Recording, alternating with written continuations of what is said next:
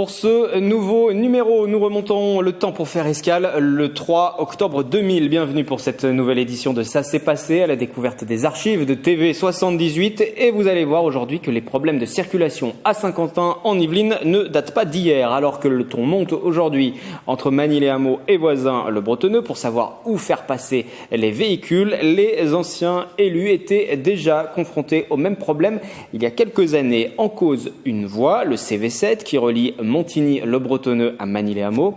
Pour des raisons de sécurité, le maire de l'époque, maire de Montigny, Nicolas About, ferme la circulation. Elle ne sera finalement rouverte que dans un sens des années plus tard.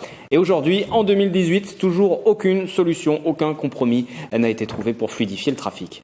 Cette petite route de campagne est au cœur de la polémique entre Magny-les-Hameaux et Montigny-le-Bretonneux. Baptisée CV7, autrement dit chemin vicinal, sa vocation première était rurale et agricole. Depuis quelque temps, le trafic automobile s'est intensifié et cette route qui relie les deux communes sert de raccourci pour atteindre la ville nouvelle. Colère de Nicolas About qui décide avant l'été de fermer le CV7. On voit bien que c'est complètement insupportable quand on sait qu'on a 1000 élèves au collège Saint-François d'Assise et qui est juste à l'angle. On a l'école d'Audet, on a le collège de la Coule avec encore 500 élèves. On voit bien qu'on ne peut pas dévier le trafic d'une départementale par un chemin rural et l'amener en pleine zone urbaine dense sans qu'il y ait des risques majeurs pour tout le monde.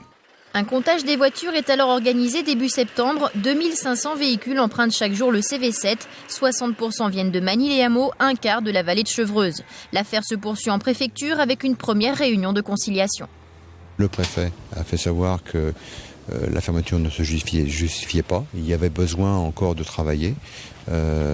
J'ai fait moi savoir que, de toute évidence, les problèmes de circulation existaient sur toutes les communes. Et que bien évidemment, s'il fallait chercher, c'est à fluidifier la circulation et certainement pas donc à fermer des voies. Quand on amène le bordel chez les autres, on est gêné quand on ne peut plus le faire, mais c'est tout. Mais donc ma position, c'est qu'ils ne soient pas contents de pouvoir mettre la panique chez nous, ne me touche absolument pas. Ça fait un peu foutoir, mais la solution pour une commune, lorsqu'on rencontre des problèmes liés à ces problèmes qu'on a créés en quelque sorte, en créant les aménagements qu'ils sont, je ne les critique pas.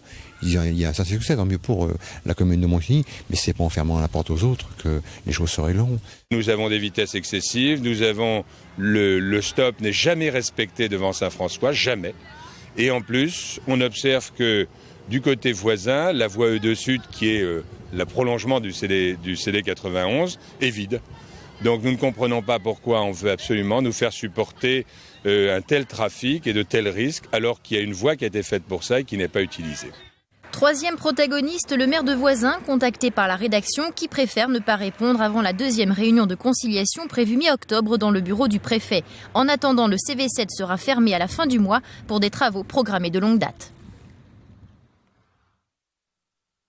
Et c'est ainsi que nous refermons ce numéro. Les précédentes éditions sont à retrouver sur notre site internet et notre application mobile. À bientôt.